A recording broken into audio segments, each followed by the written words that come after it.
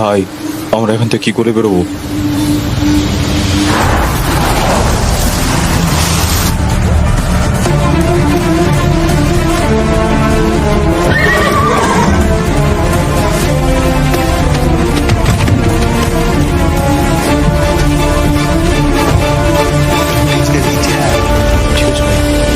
এই সব মাল নদীতে ফেলে দাও।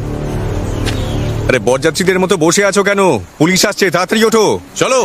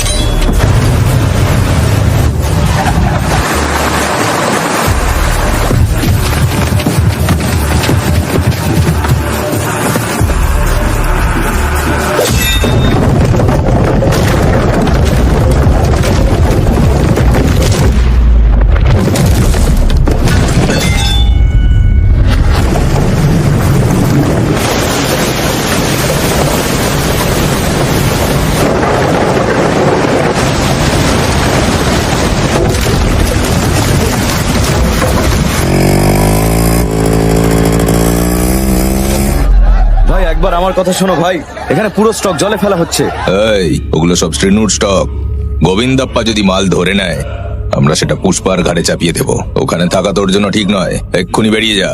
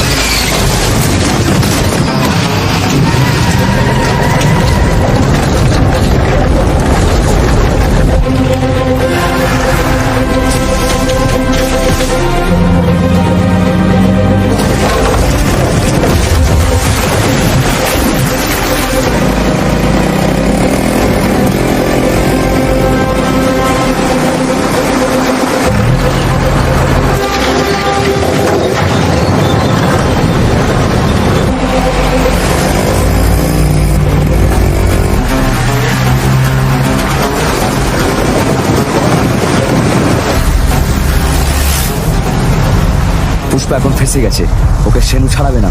আমি নিশ্চিত ও শেষ এবারে।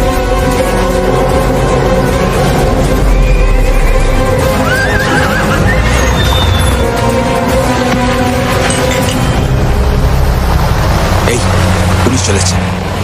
দাদা, একটা রয়ে গেছে।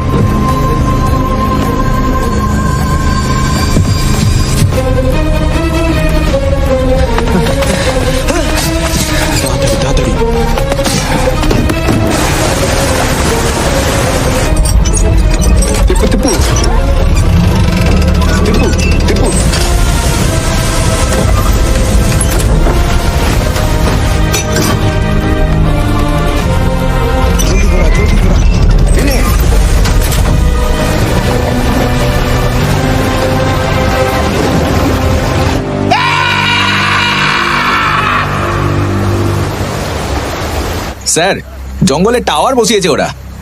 এতক্ষণে তো সব খবর পেয়েই গেছে ওরা। এই স্টক এখানে আছে নাকি? এখানে কিছু নেই স্যার, সব লাইসেন্স করা কার। মাল পেলে পুষ্পাকে পাবেন না, পুষ্পাকে পেলে মাল পাবেন না। আর একসঙ্গে দুটোকে পেতে চাইলে সেটা কোনোদিনও সম্ভব হবে না। আরে বুঝলি, আমাদের সবাই মিলে গোবিন্দ স্যারকে থ্যাঙ্কস বলা উচিত ছিল হ্যাঁ, প্রকাশ। ওনার সহযোগিতাতেই তো আমরা এত দূর এগিয়েছি।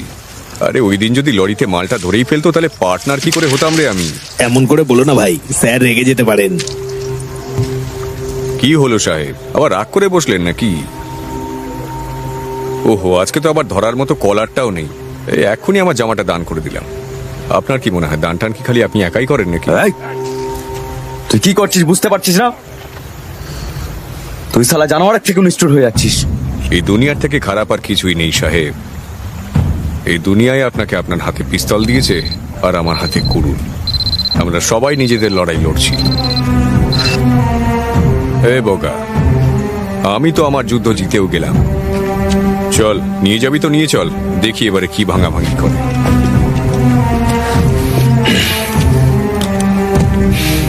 হ্যাঁ, তুই জিতেছিস, কিন্তু তুই কি জানিস তুই কি ধরনের যুদ্ধে লড়াই করছিস?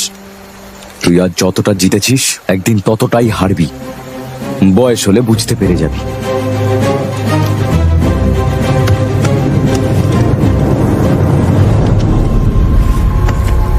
হেরে গেলে সবাই এইভাবে নীতি কথা শোনায়, তাই না? చెప్తా ఉంటారు నా তাহলে